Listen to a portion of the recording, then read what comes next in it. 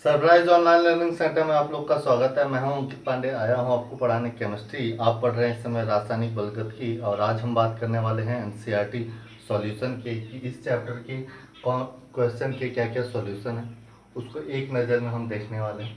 तो पहला क्वेश्चन अपना आता है कि कोटि व वेग स्थिरांक की पहचान करनी है, जबकि 4 इक्वेशन दिया गया है। तो हम जानते हैं भाई कोटि की पहचान तो देखिए रासायनिक समीकरण से को देखकर तो नहीं किया जा सकता।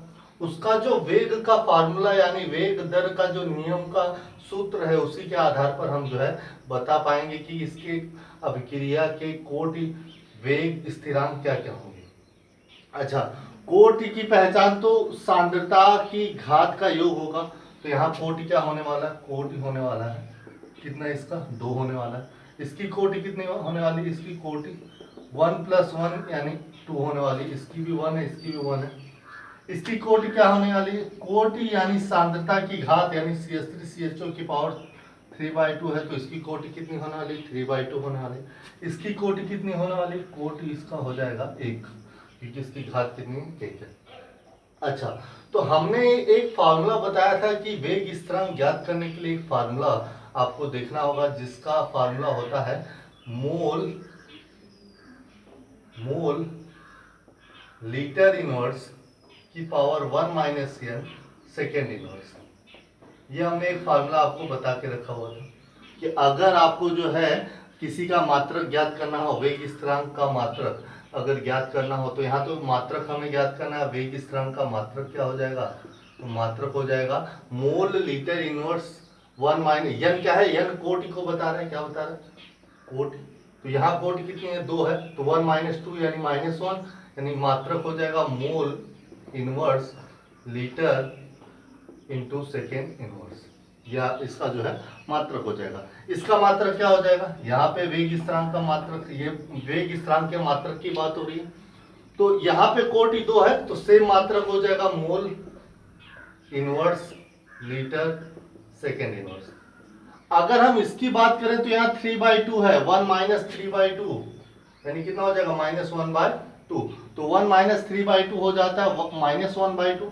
तो ये हो जाएगा आपका जो है मोल, मात्रक क्या हो जाएगा इसका मात्रक, मोल 1/2 power 1/2 into litre inverse 1/2 into second inverse, ये इसका मात्रक हो जाएगा। और इसका मात्रक इसकी अभिक्रिया की कोटि 1 है, तो 1 - 1 यानी 0 हो जाएगा, और 0 यानी कोई भी पावर नहीं हो जाएगा। इसका मात्रक हो जाएगा सेकेंड इनवर्स, क्योंकि इसमें अगर हम 1 - 1 रख देंगे तो 0 हो जाएगा, और 0 होने के बाद इसकी घात 0 होने के बाद इसका वैल्यू लेस हो जाएगा, और बचेगा कौन, सेकेंड इनवर्स। तो इसका मात्रक हो जाएगा सेकेंड इनवर्स। उम्मीद करते हैं पहला क्वेश्चन आपको समझ में आ गया होगा। अब बढ़ चलते हैं दूसरे क्वेश्चन की तरफ।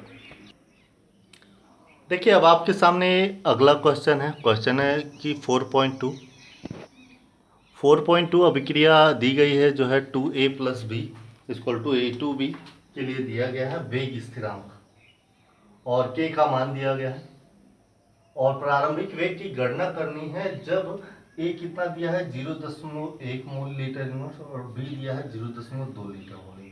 तो यहाँ पे 2 पॉइंट बनेगा हमें हल करने के लिए। हमारा हल जो है 2 पॉइंट से बनेगा। पहला तो हम प्रारंभिक वेग ज्ञात करें, तो प्रारंभिक वेग बराबर होगा active mass K into active mass of A into active mass of B का स्क्वायर।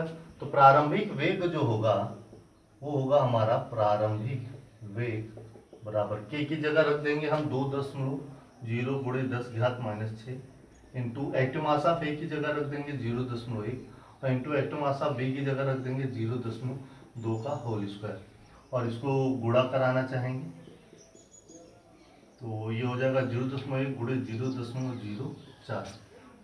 अब इसका हम मल्टीप्लाई करेंगे तो ये हो जाएगा 4 दूनी 8 यानी 8.0 गुणे 10 की घात ये 3 यानी 10⁻⁻9, और वेग का मात्रक होता है मोल लीटर इनवर्स, यानी कि यहाँ पे हो जाएगा mole litre inverse second inverse. ये तो हो गया हमारा प्रारंभिक वेग। लेकिन कह रहा है कि अभिक्रिया का वेग यदि घटकर कितना हो जाए, 0.6 हो जाए, तब भी हमें अभिक्रिया के वेग की गणना करनी है। तो यहाँ पे हम अभिक्रिया लिखने जा रहे हैं। अभिक्रिया हमारी कौन सी है, 2a plus B equal to a2b। प्रारंभ में इसका था कितना, इसका वेग था जो है 0.1 और इसका था 0.2।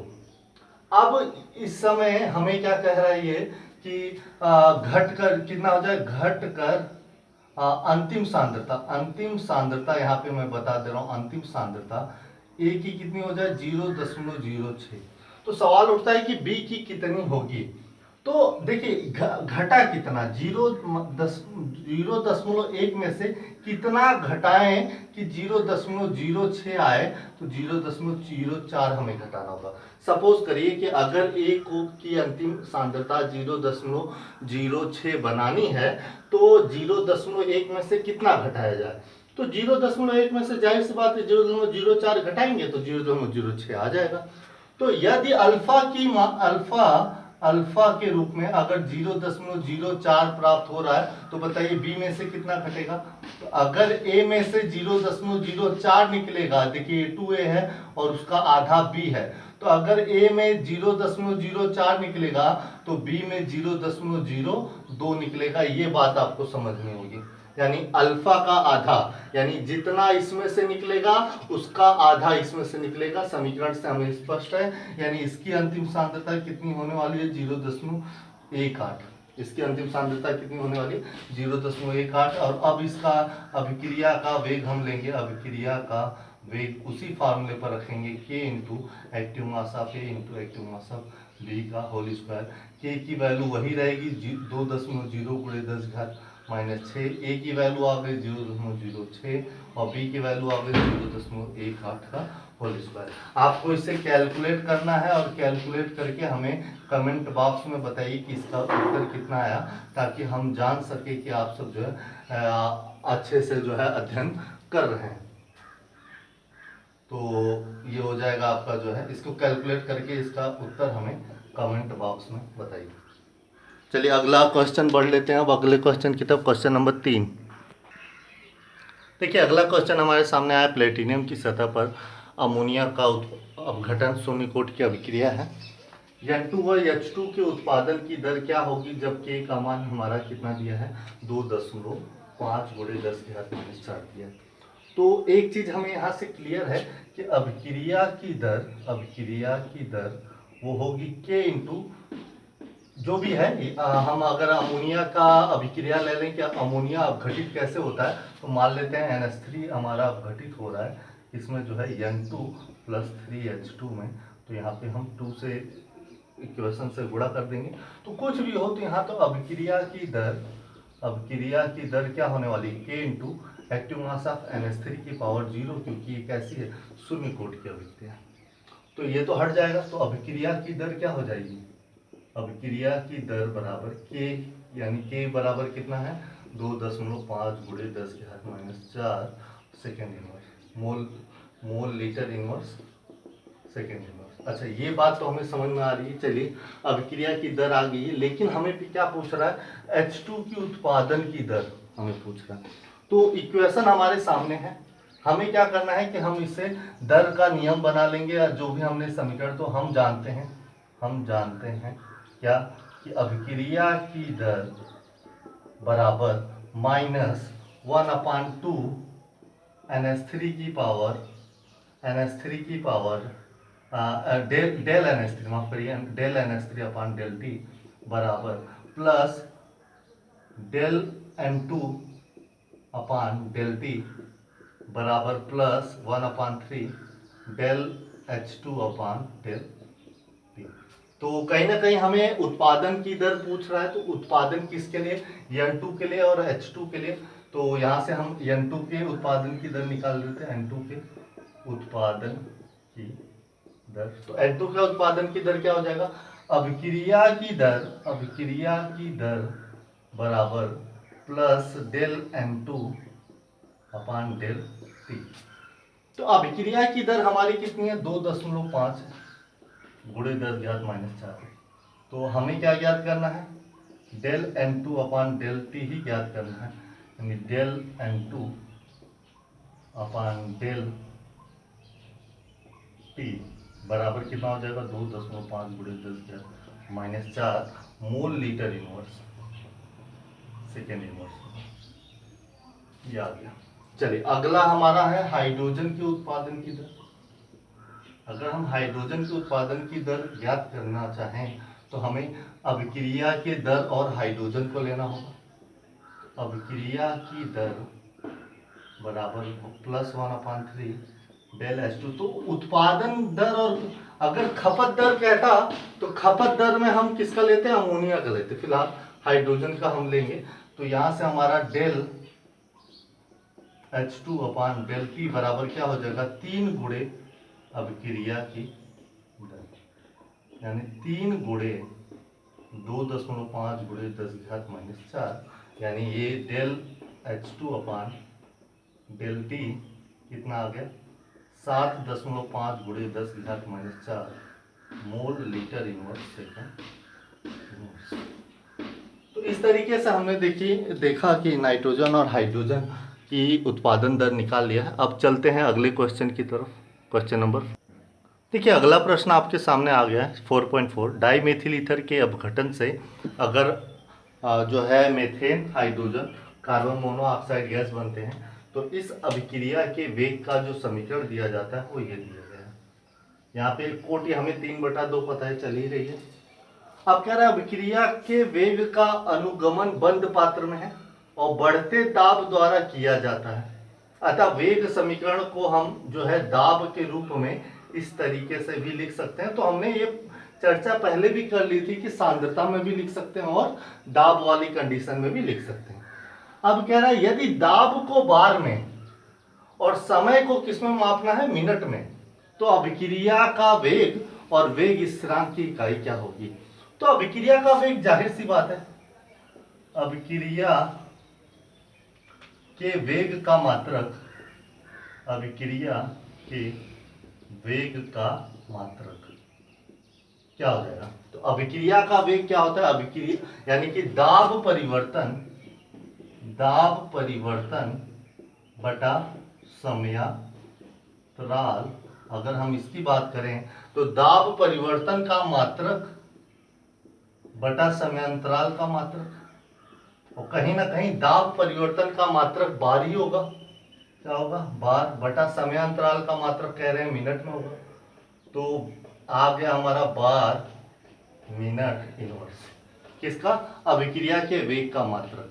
अब हमें क्या ज्ञात करना है, हमें ज्ञात करना है कि वेग स्थिरांक का मात्रक क्या होगा। तो चूंकि दिया गया है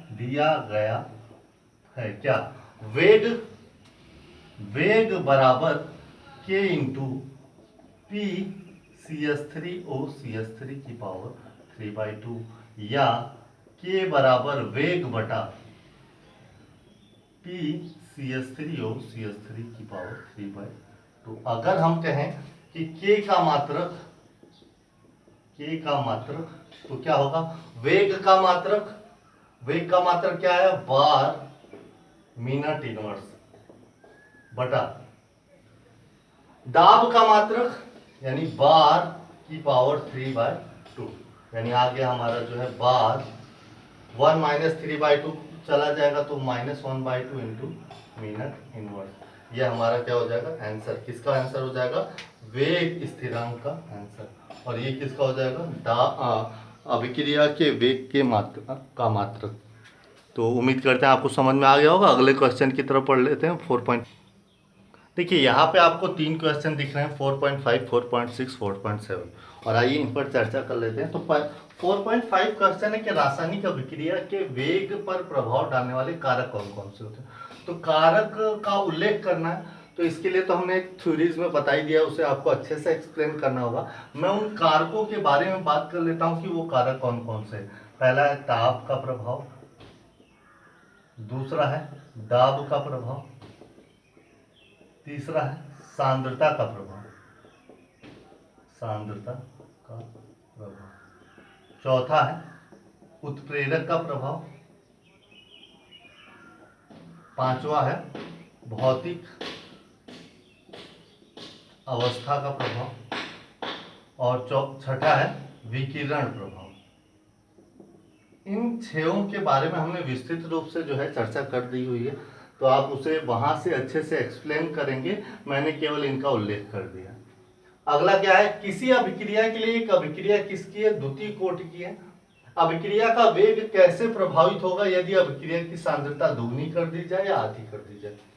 तो मान लेते हैं अभिक्रिया का जो दर है, दर का नियम जो होगा, समीकरण होगा, वो दर बराबर k into active mass of A की पावर 2 है, मान लेते हैं। तो इस समीकरण के आधार पर चलिए हम देखते हैं कि क्या प्रभाव पड़ेगा। अगर सांद्रता दुगनी हो जाए तो दर बराबर k इंटू 2a का होल स्क्वायर अगर कर दिया जाएगा, तो यहां से मान लेते हैं पहले सांद्रता कैसी हो गई थी, दर बराबर मान लेते हैं पहले सांद्रता कितनी थी, a थी, तो के स्क्वायर था। अब क्या कर दिया, a की जगह 2a कर दिया, दुगना कर दिया, तो दर क्या हो जाएगा, k इंटू 4a स्क्वायर, यानी 4 इंटू के ए स्क्वायर, यानी कि दुगुना करने पर दर कैसा होगा, 4 गुना हो जाएगा, 4 गुनी हो जाएगी। इसी तरीके से आधी कर दी जाए तब दर हमारा के बराबर, दर बराबर के इंटू ए बाई 2 का होल स्क्वायर, यानी दर बराबर हो जाएगा के इंटू ए स्क्वायर बाय 4, यानी दर बराबर हमारा हो जाएगा 1/4 के ए स्क्वायर। तो अगर हमने आधी कर दी तो दर हमारा कैसा हो जाएगा, 1/4 रह जाएगा या हो जाएगा। तो यहाँ पे हमने देख लिया दुगना करने से 4 गुना हो जाएगा और जो है आधा करने से 1/4 हो जाएगा। तो इस तरीके से हमने देखा। अगला है वेग स्थिरांक पर ताप का क्या प्रभाव पड़ता है।